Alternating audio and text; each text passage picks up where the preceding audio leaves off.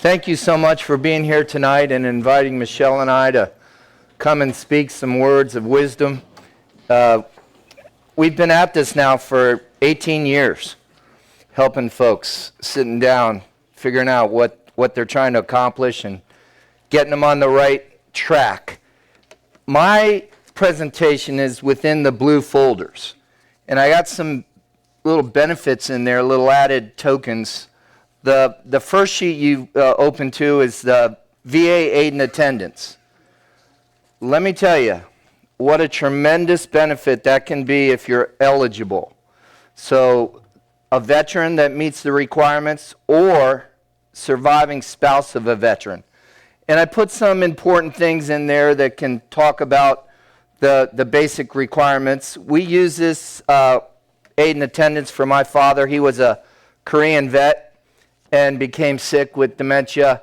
And he had always talked about, hey, Jim, I think I'm eligible for some money from the VA. You know, I served 2 years, honorable discharge. I said, Dad, there's no such benefit. But when he got sick, there was a benefit called aid and attendance. And we applied, and he started receiving $1,788 a month, cash money into his account, which helped him pay for medical. And it was a lifesaver. So that's a little sheet there that's very important if it is applicable. Very, very specific requirements, timing of applying.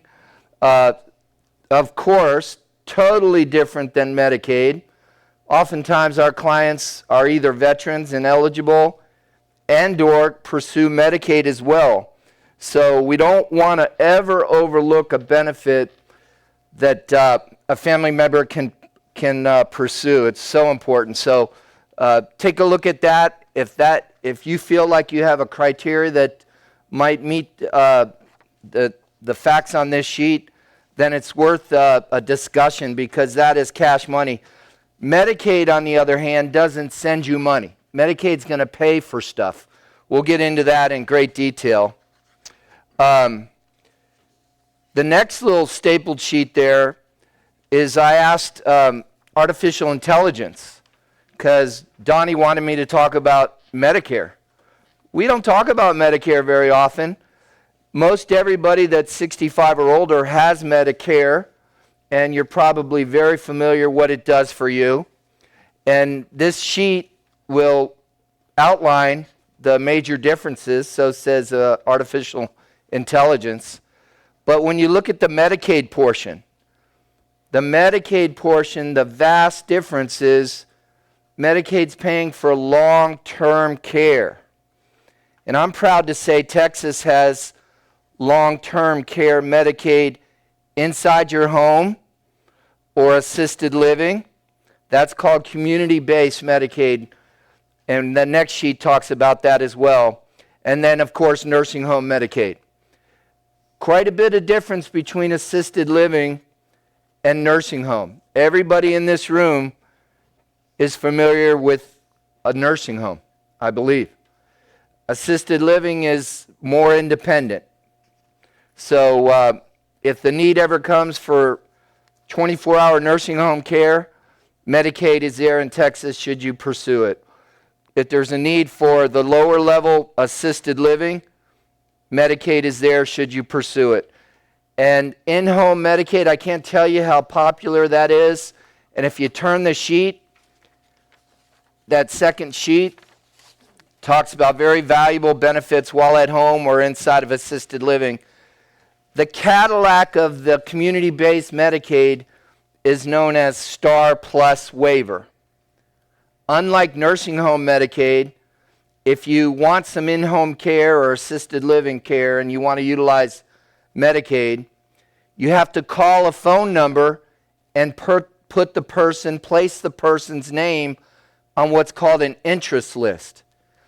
And what we've been seeing for the last couple years, frankly, is that you're only on the list about 2.5, 3 months. In the interim, you're not getting any benefits at all. You're just waiting to get to the top of the list. But once you're at the top of the list, That's when we're full steam ahead applying and figuring out spend down or if there's anything that needs to be done. But if the writing's on the wall and the goal is to keep mom, dad, husband, wife, brother, sister, niece, nephew, next door neighbor home, then get them on the list and have the conversation with folks that understand this stuff so you get on the right track. And once again, we can look at VA benefits if it's applicable and Medicaid at the same time. So those two handouts there are in front of the main presentation, which is on the screen now. And I want to encourage questions throughout. I promise to follow my script here with the pages. I promise. So, Texas Medicaid, 2025. I always put the year there, and this is our 17th, 18th year, because every year, federal government tweaks the requirements and the numbers. So we want to keep up to date, and you don't want to get behind the curve. So I want everybody that's in attendance tonight to gain the common knowledge of what this Medicaid is. So many people have a misconception about Medicaid. Just, it blows me away, but I can understand it. You have to be impoverished. Main thing that you hear. You can't have anything. They're going to take your house.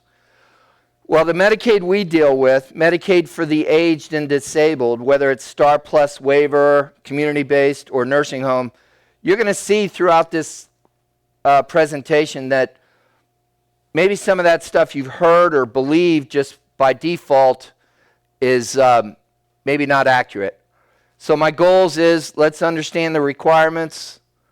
Let's identify some problems and workable solutions, and then some planning methods that might come into play. Eligibility requirements. Now, we're not talking about food stamps or braces for teenagers. Again, it's Medicaid for the aged and disabled. You have to be 65 or older, or disabled or blind. My favorite requirement is you have to have a medical necessity. Nobody in this room wants Medicaid paying for care if the person doesn't have a need for the care, right?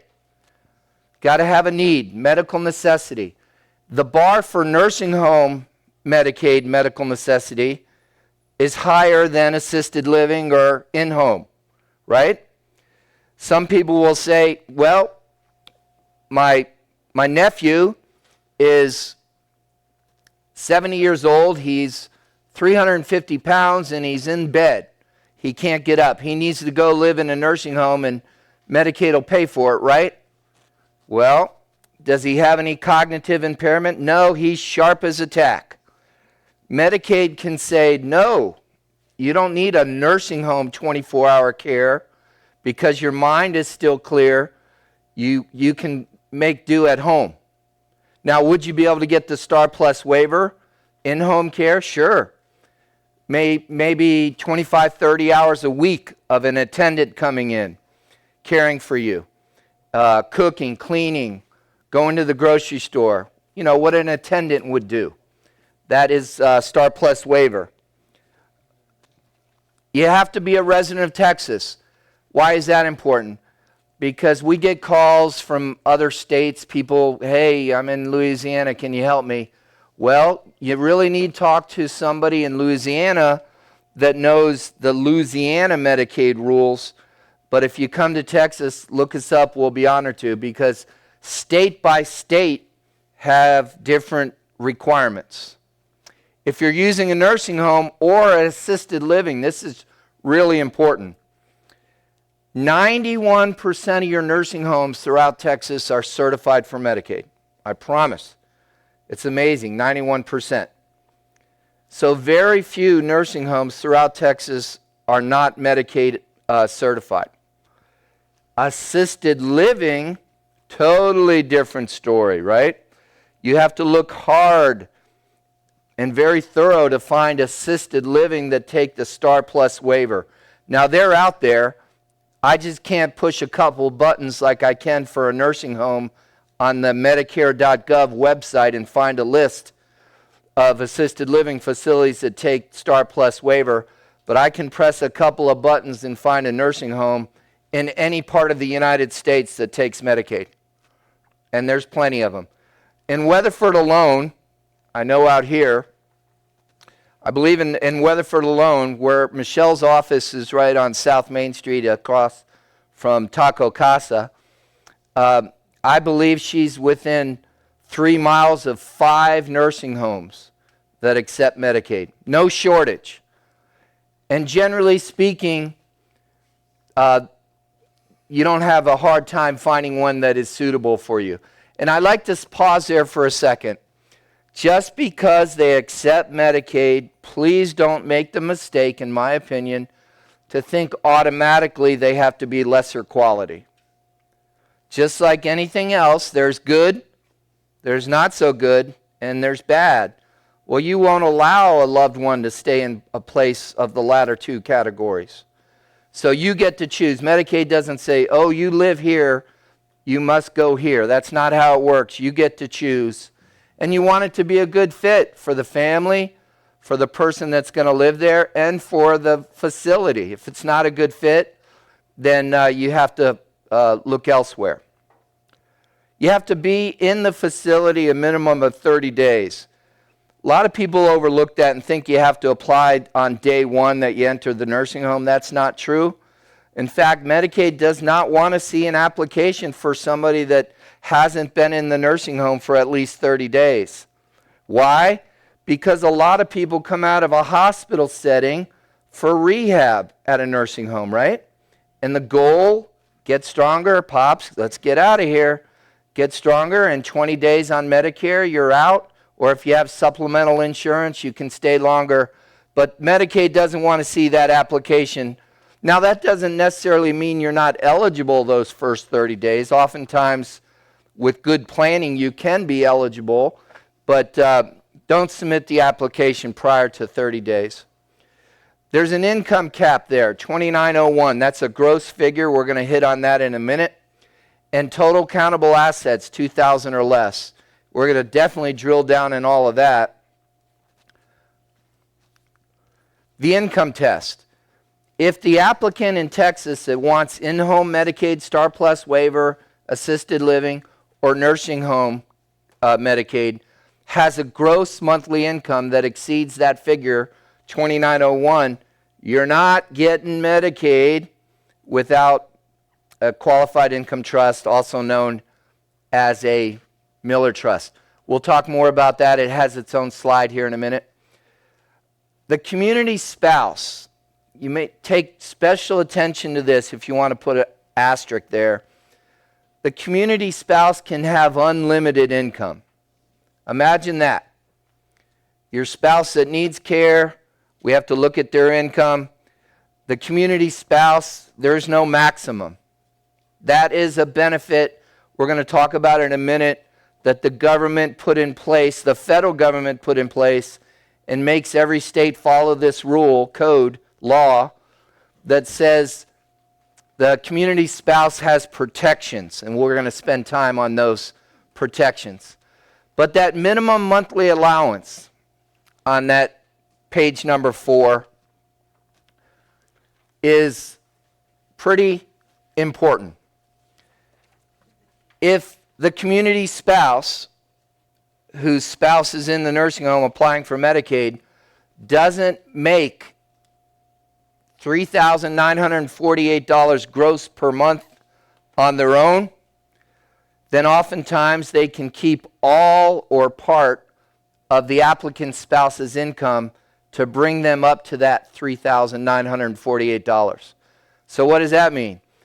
It means it is not unusual for our clients to have a community spouse that gets to keep all or part of the applicant's spouse's income, meaning there is no vendor payment from the family to the nursing home. Medicaid's covering everything. medicines, doctor visits, hospital visits, most but not all medical supplies, room and board at the nursing home, covered.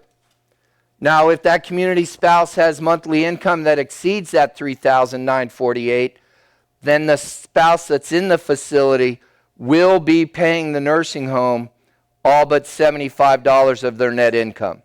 So let's say they have income of $2,075 net coming in, and the community spouse has income that exceeds that $3,948.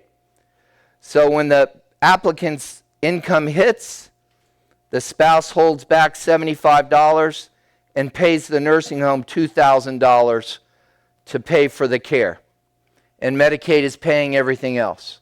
So the community spouse rules, which we'll get into, are very important for everybody to be aware of, because the government's got these rules in place because they don't want that community spouse to become impoverished. So you take advantage of the laws. You got to play by the rules. You can't bend the rules. There's no gray area when we apply. Either you meet the requirements and you apply correctly, or you don't. We don't get involved.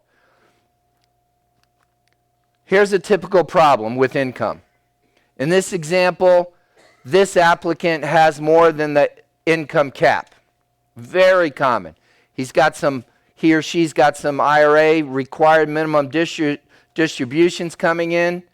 He's got Social Security coming in, and he's got a pension coming in, $3,450, well above the cap. So he or she's not getting Medicaid unless we fix the problem. Michelle, our distinguished attorney in the room, will create a qualified income trust. It's a legal document, a simple legal document that's about 9 pages thick. And it has one purpose: for the trustee, who's usually the power of attorney agent, again, how important are those documents? Vary. Will execute that qualified income trust for the applicant, who's generally not able at that point maybe, and they take that income trust to your favorite bank. Generally, it's the bank where the income hits.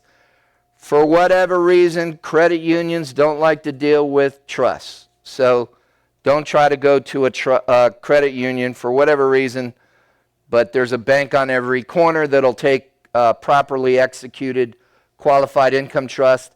And the power of attorney, don't walk into a bank and try to open up a qualified income trust for dad. If you're not dad's agent on the power of attorney, they'll send you away. Disposing of assets generating the income that's putting you over the cap is another way to solve it. Transferring income solely to the community spouse is another way to do it. Now, everybody knows you can't transfer your pension while you're alive to your spouse. You certainly can't transfer Social Security while you're alive to your spouse. So that's talking about other things, maybe rental income or minerals, right? Minerals are coming in. We don't want dad to have those minerals income or the asset, frankly, so we hopefully can transfer those to mom or to the kids. Countable asset test. Individual maximum is $2,000, and that's countable assets. We're going to talk about countable and exempt assets in great detail. But here we are with the married couple, the protection for the married couple. I could literally spend an hour just on this protected resource amount, PRA, for the community spouse. Community means you're in the community. You're not in a facility that you're paying for care. You're still in the community. So the government wants to protect that community spouse from becoming impoverished. So we look at these numbers, and the protected resource amount is going to be 50% of the assets that will max out at $157,920 with a minimum of $31,584. Without going into a dissertation that would take us into tomorrow morning, the numbers there means that when you have assets and your spouse needs care, you take the steps to protect the assets that you're over. And lo and behold, the laws that Medicaid have in place, once again, that allows you to protect for the community spouse, will give you great opportunity to protect all of the assets, not just those maximum and minimum in most cases. So since we're talking about assets, let's look at the difference between countable assets and the ever popular exempt assets when it comes to Medicaid. Countable assets going to be money under your pillow, in the piggy bank, in your wallet, in the backyard. I have people that over these 17, 18 years, you don't need to know about that money in the safe, right? Yes, we need to know because it's part of the application. And one of the favorite slides I have in this presentation is about when you apply for Medicaid, you're signing a piece of paper that's part of the application that says, to the best of your knowledge, everything in the application is truthful, of course. So you don't want to be not telling the truth when it comes to anything, let alone the government. So bank accounts, qualified, non-qualified accounts rather. IRAs, many exceptions to that. I'm going to talk about that on the next slide, and it's fabulous. Well, I'll talk about it now. Texas, about 4 years ago, going there plus or minus 4 years ago, at one of Michelle's statewide elder law conferences that Medicaid has a speaking part at every year, the head attorney for Texas Medicaid stood up and said IRAs can be made exempt and not count against you when you apply for Medicaid. Once again, there's nuances. That's why I say many exceptions. So we'll never overlook the fact that we can protect all of your IRAs, 401ks, and so on. Stocks and bonds. Some people have stocks and bonds in their safe. They count. Deferred annuities. Hey, I bought an annuity through Genworth, and it doesn't mature for 5 years. It's got $200,000 in it. That doesn't count, right? No, it counts. Cash value on life insurance, also known as surrender value. And for whatever reason, they wanted to make this somewhat complicated. It's countable if the death benefit is over $1,500. And the cash value generally will build up when you make a premium, right? They'll put some of that premium over here in a little savings account for you called cash value, surrender value. So we're looking at all the death benefits combined. Sometimes folks have a whole page of life insurance policies. So we have to meticulously know what we're doing, go through that sheet and look at these policies and get an updated policy value statement so we know if the cash value is going to pose a problem. The one thing that has really hurt over the years, and I feel so sorry for folks when this applies, is some folks have great intentions to help you, but they may not know what the rules are.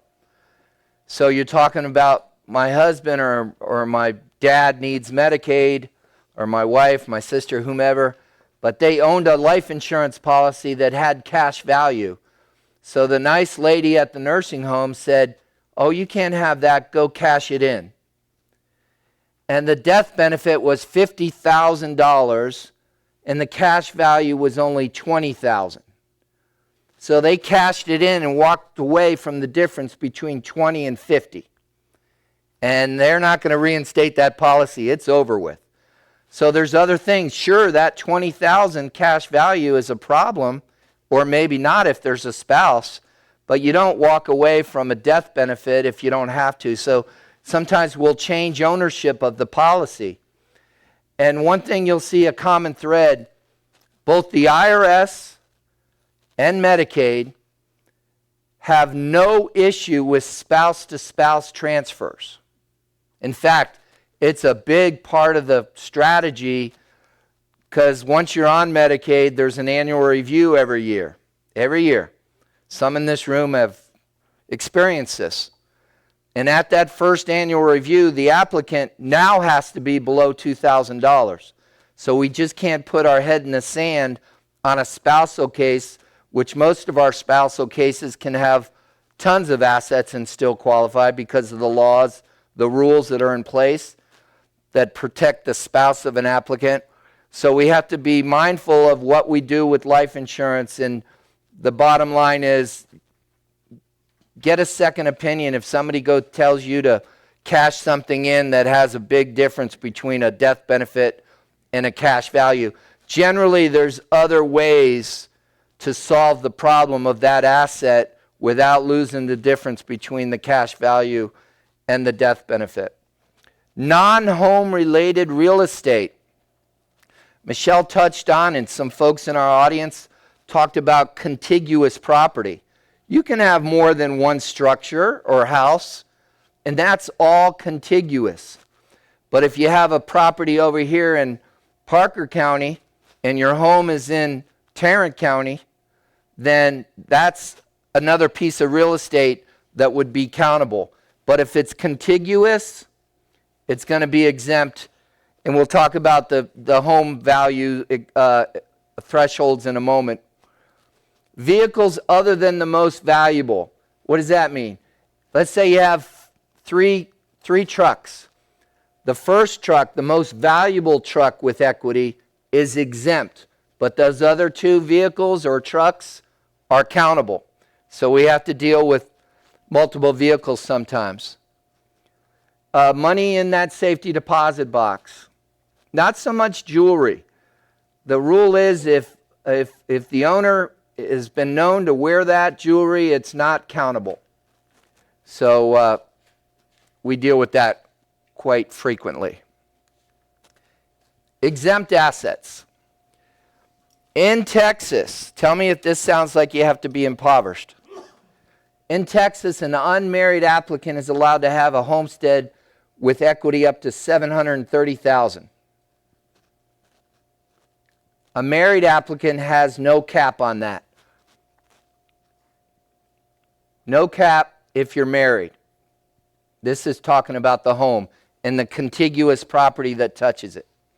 Ironically, last week, a client came in and has 1,500 acres out west of Weatherford. And it's a married applicant. And they live on that 1,500 acres. So because the applicant has a spouse, they can still qualify.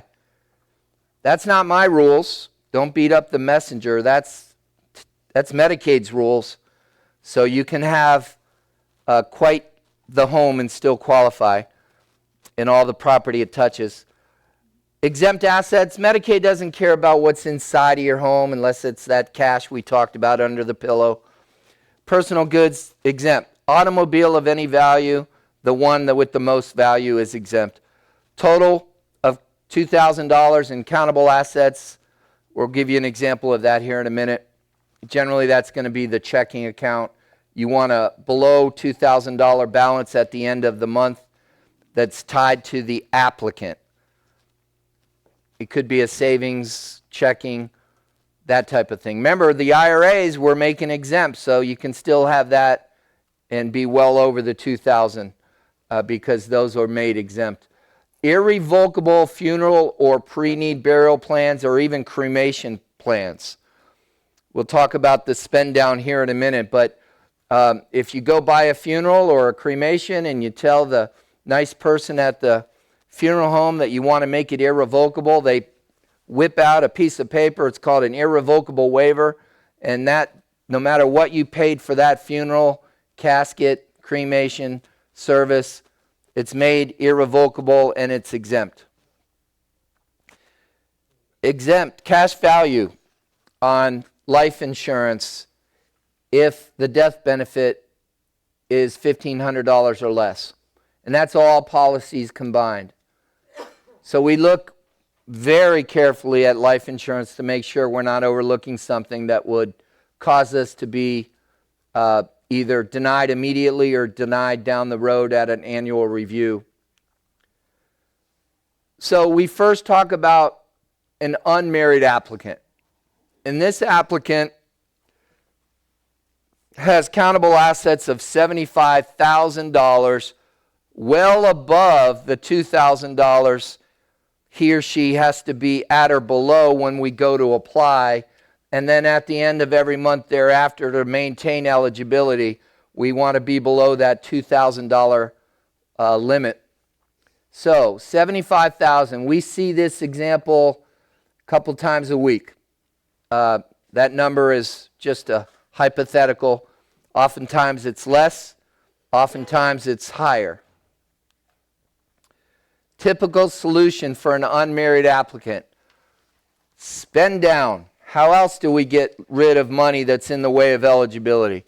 You can simply private pay at the nursing home at the tune of $5,000 to $6,000 a month, and then carefully watch where you're at and not miss the next month of eligibility because you overlooked the timing. Other medical expenses, great for spend down. Paying off debt. Paying off debt. Awesome way to spend that money down because we want to eliminate the debt for those that we're leaving behind, or we just don't want it to follow us any longer, so we pay off that debt. Maybe it's a mortgage. Maybe it's a car that hasn't been paid off yet. Maybe the funeral hasn't been paid off yet. You got to prove, of course, that it's your debt. Converting the IRA or 401k in certain circumstances. And if you're 72 or sometimes 73 and you have an IRA or a 401k somewhere, you know that you've had to start taking distributions, right?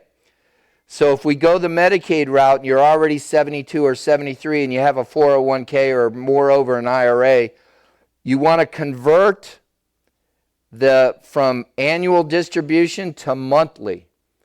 It doesn't have to be done today, but we want, again, another reason for that power of attorney document Michelle harped on, that statutory durable power of attorney, to be able to change that annual distributions on your IRA to monthly to make the balance in that IRA exempt, believe it or not. Purchasing exempt assets. I can't tell you how common this is. The agent on the power of attorney wants to get dad or mom eligible for Medicaid, and they look at exempt assets in lieu of perhaps these other things we talked about if they're not applicable. So, personal household goods. Medicaid says an applicant or the agent for the applicant can use their money for them and or their property. Buying that funeral service contract or cremation. We're all going to die one day, and something's got to happen with our remains. I just got final paperwork on my donation of my body. All she has to do is say he's over there, and that's it. That's it. It's over. All right. Who wants to buy dad an automobile if he's not driving any longer? Some families do. If dad still has a valid driver's license, the state of Texas, which follows the federal guidelines, says that dad's entitled to one vehicle of any value at all. Oftentimes, who's taking dad to appointments? Their caretakers, their kids, their spouse. So, reliable automobile. Medicaid doesn't care who drives that automobile. You're allowed to own an automobile, even if it's used for spend down. Sometimes that's a great option for families. Sometimes it makes no sense at all.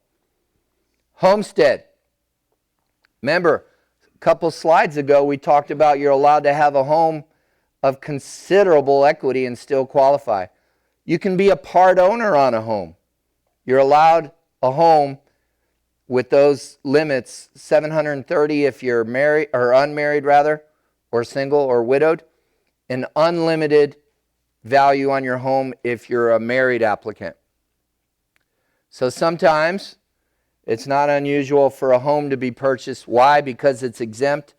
Why? We can protect it with a transfer on death deed or a ladybird deed. Most folks can make their own decisions once they know what the rules are. Then you're off to the races deciding what works for your family, I would say. Transferring assets. We're going to have a slide on that right now. There's that part of that application that I love so much. Everybody that hires us to handle Medicaid application has to sign all of the signature pages, and we're talking about this one here.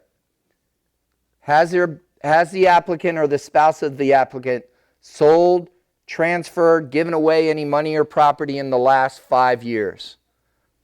You're compelled with that little rectangle at the bottom of the page to answer that question truthfully. If we're involved, we don't get involved with any shenanigans. So you're going to sign that signature page, but moreover, if there have been transfers, some are done on purpose, some were done without knowing it's within the 5-year look back, we have to divulge it. And there's a place in the application right there that we have to say all the facts regarding that transfer. So if you transfer assets within 5 years or moreover 60 months, that has to be told right there in the application. There's no skirting that. And of course, Medicaid's got a penalty formula that we're going to talk about briefly.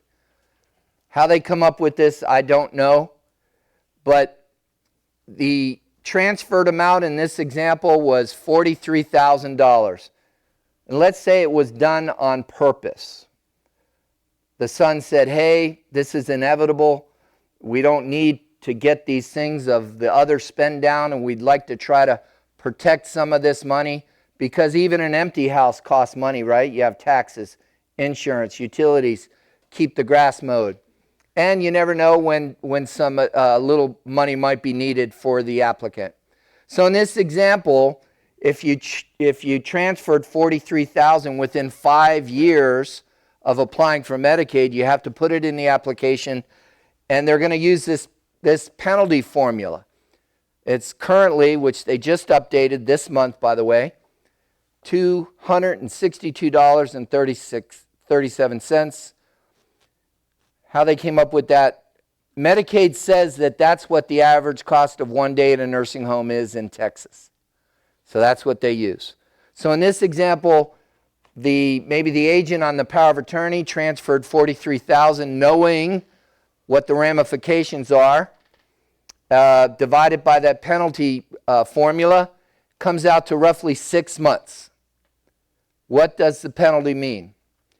It means for those 6 months, Medicaid's not paying that payment to the nursing home. So the nursing home is like, where's the rest of our money? We're not getting it from Medicaid. So someone's got to have a pretty good plan in place, because the nursing home has to get paid. So here it is. In this example, $43,000 was transferred. The monthly cost at the nursing home, $6,400 and change. The client's income is only $2,300.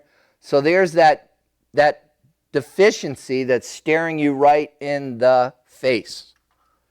So in this example, there's going to be about $25,000 of the $43,000 that's got to be sent to the nursing home 1 month at a time by the agent on the power of attorney. Now the nursing home is getting their full amount, and they're not kicking your dad or your mom or your brother out, because they're getting paid. By the way, this is a little note if you want to jot it down on that sheet. Even while you're on the penalty, you're on Medicaid.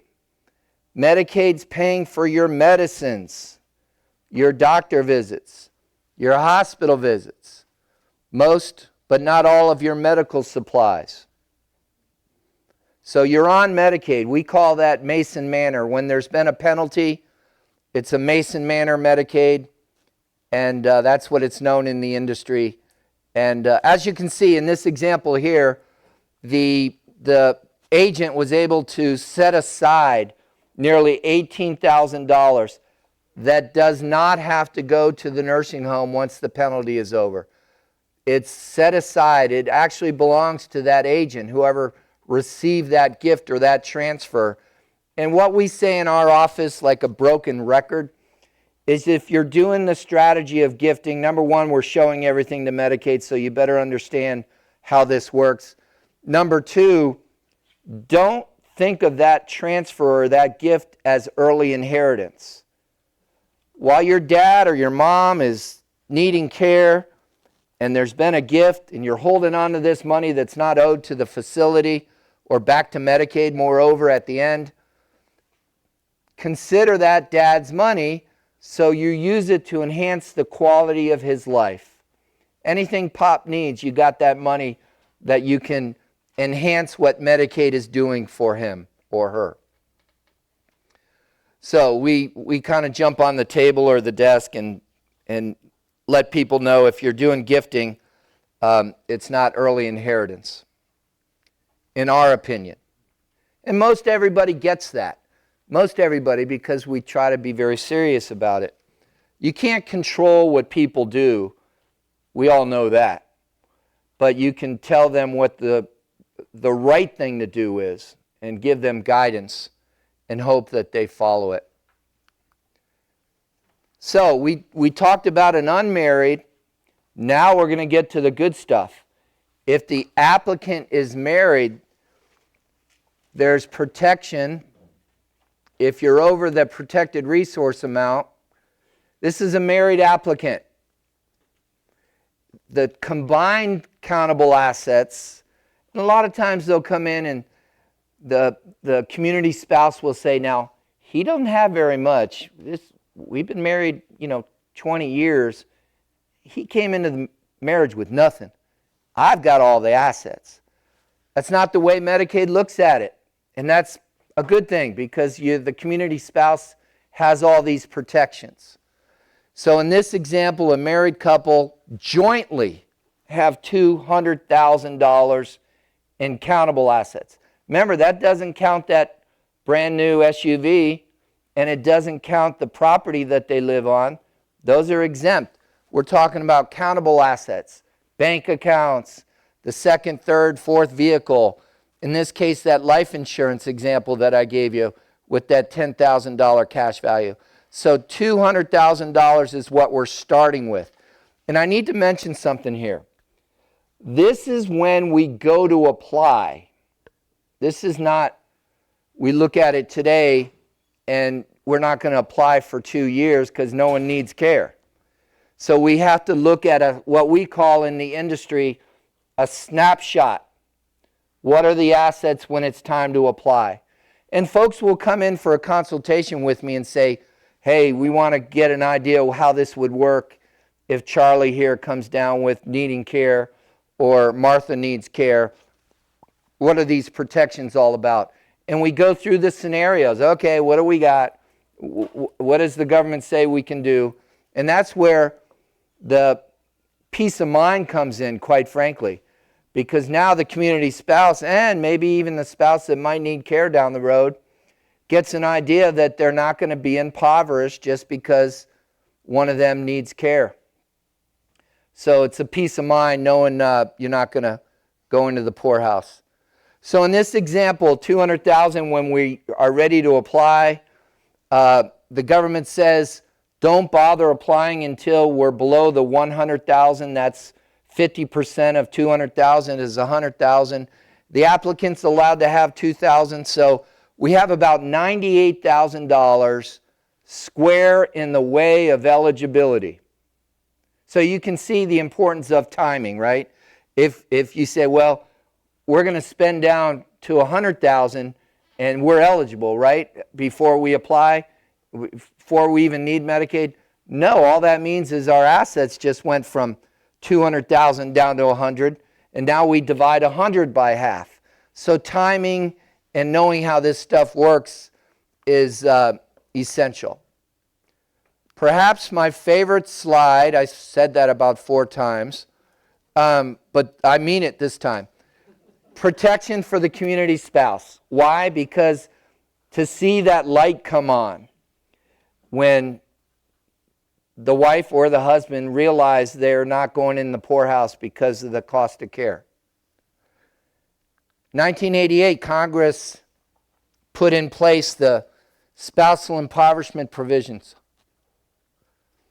And they did it for this reason. Y'all can read that. So, it's your right to take advantage of the laws, but it's also your right to say, Medicaid's not for us. We don't need it. We don't want it.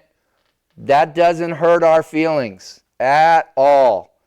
But what we're very passionate about is that you know what you're allowed to do and you move forward with confidence, should you want to.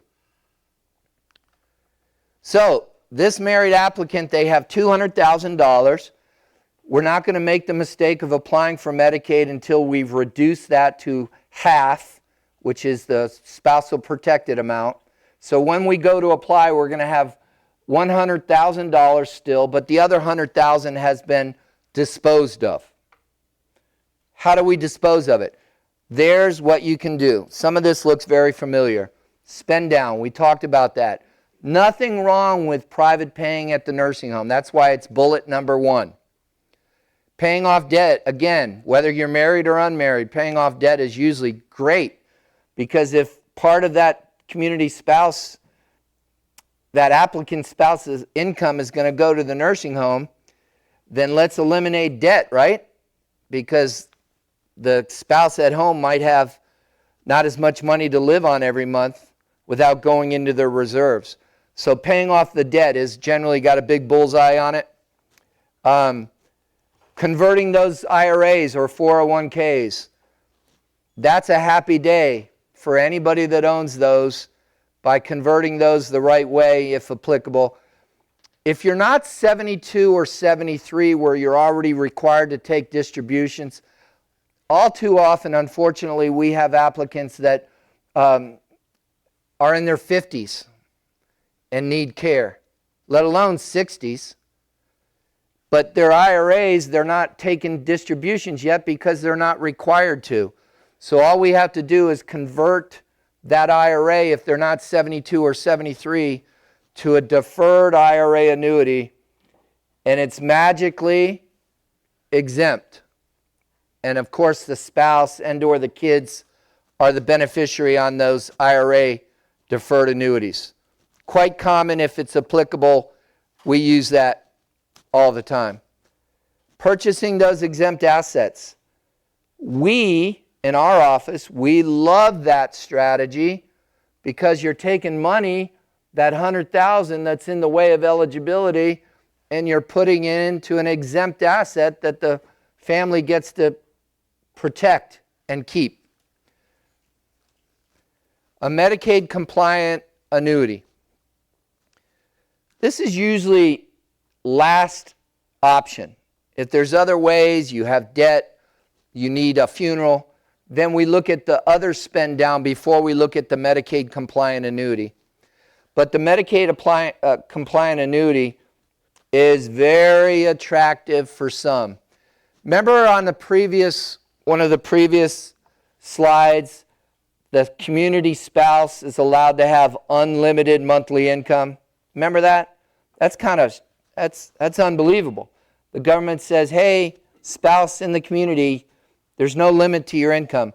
So sometimes we take the $100,000 if there's no other way to use it in exempt assets and put it into a Medicaid compliant annuity for the community spouse. And then there's that drill down on the Medicaid compliant annuities. You're generating income for the spouse, the community spouse of the applicant. The rules there are very, very, very specific.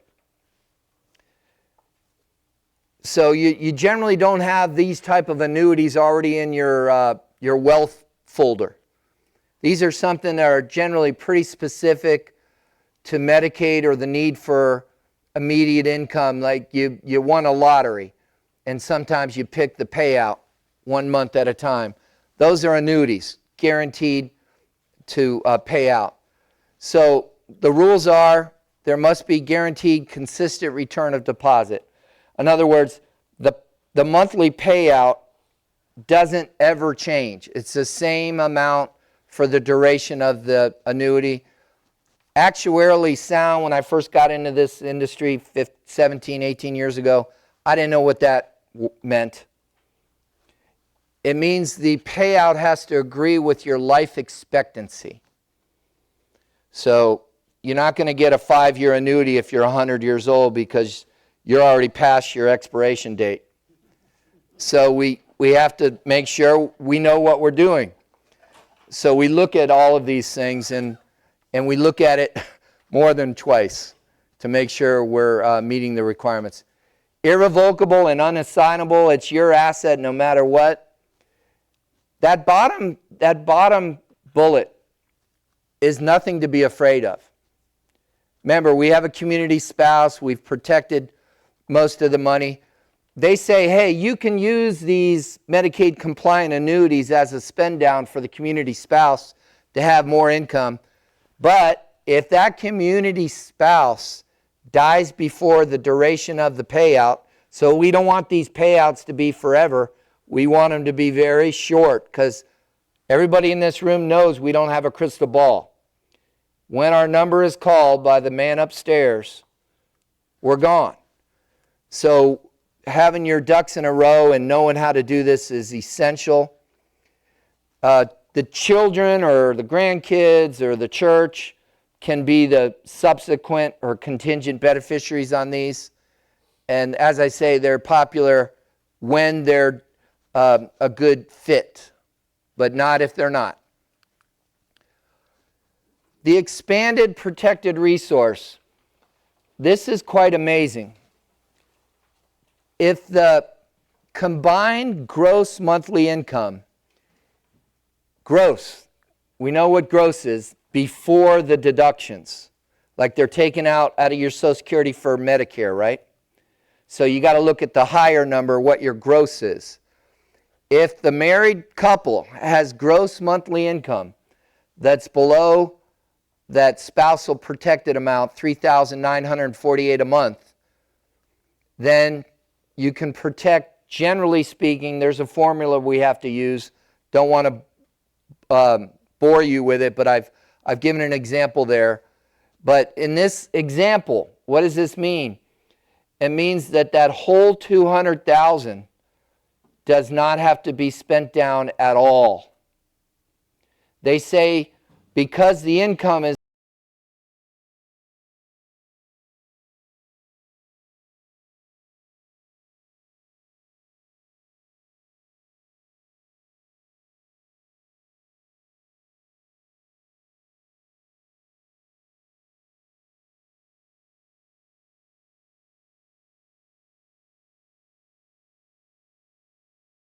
low, this community spouse needs more than just half. The community spouse is entitled to all of that money in the bank, all of it. And I can't tell you the smile the families will put on their face when they realize they don't have to spend money to qualify. And what this slide doesn't say, I'm going to say it, that community spouse not only gets to keep the $200,000 in the bank, of course we want it in their name eventually, not only do they get to keep their income, the community spouse gets to keep their income, but they also get to keep the applicant spouse's income. So an expanded PRA means a zero payment to the nursing home. There's no co-payment, like there was for that unmarried applicant we talked about. Of course, there's consequences. We've all had neighbors or well-intentioned friends that said, hey, you use Medicaid, they're going to take your house. Well, in Texas, you can avoid that. For whatever reason, thank your politicians, Texas allows these transfer on death deeds.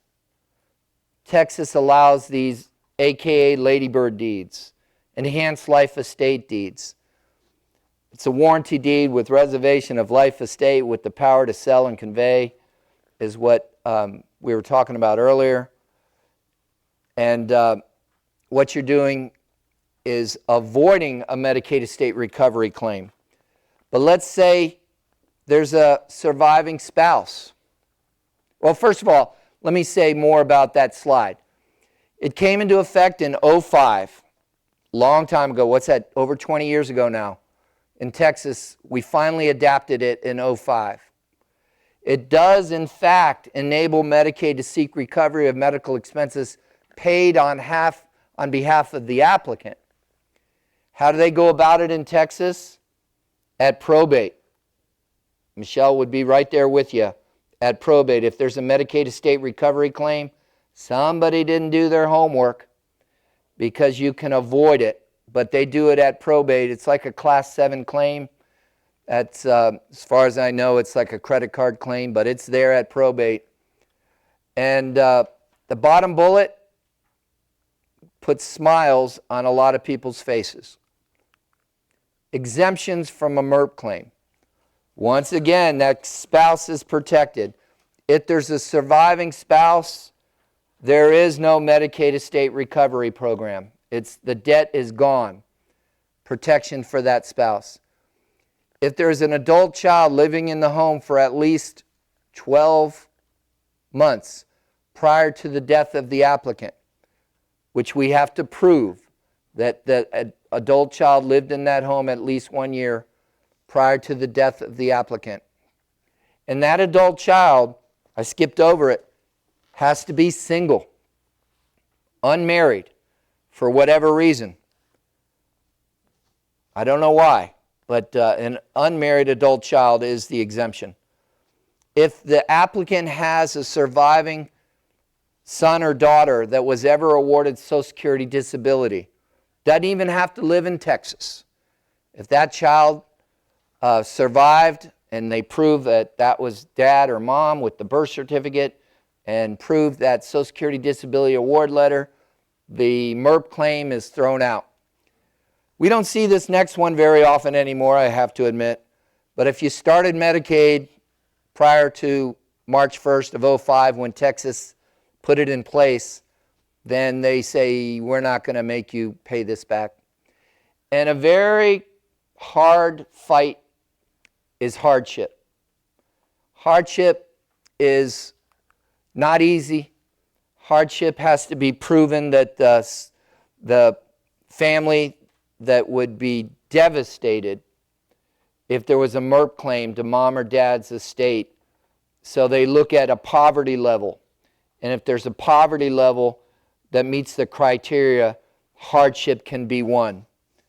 I've never seen it argued, because folks we meet with, they have other ways to make sure it never happens. And there is that transfer on death deed. If no exemptions exist, you want to take steps to avoid MERP, Medicaid Estate Recovery Program. Avoiding MERP means you're avoiding probate for that person that was on Medicaid. So if you liquidate all probatable assets, there's no probate. Transfer on death deed, the Ladybird deed, we've talked about that. And this next slide is been discussed by Michelle, but the nuts and bolts of a transfer on death deed that I want you to remember is when the grantor or grantors sign that deed, they are giving nothing to the grantees while they're alive.